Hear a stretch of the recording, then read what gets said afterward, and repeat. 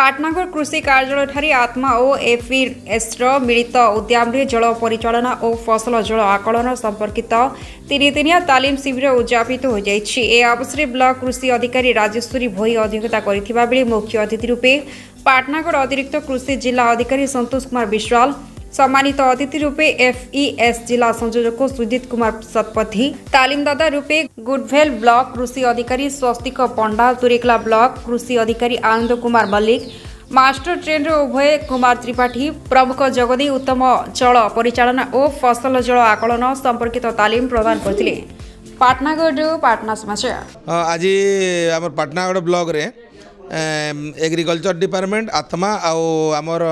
FES तरफ तीन दिनिया तालीम कार्यक्रम चलचे जेनटा क्रॉप वाटर बजेटिंग आमर वाटर गवर्नान्स उपरे जल केन्ता चाषी मैंने ठीक भाव में सुपरिचालना करें एवं चाषरे व्यवहार करें से नहीं क्रॉप वाटर बजेटिंग बा फसल जल आकलन करें से नहीं आमर एग्रीकल्चर डिपार्टमेंट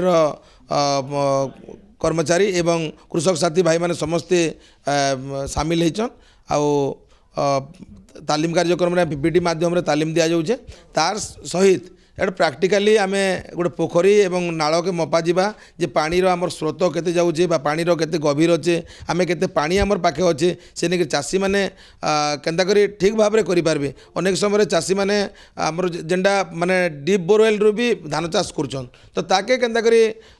डायभर्सन करा जाई पारबा सचेतन माध्यम थी आउ कम पानी आवश्यक करथबा मुग बिरी इत्यादि डाली जातीय फसल बा तैलबीज जातीय फसल केन्ता करी पारबे चाषी मैंने अधिक लाभवान हो पारबे से नहीं आमर क्रॉप वाटर बजेटिंग तालीम कार्यक्रम चलती।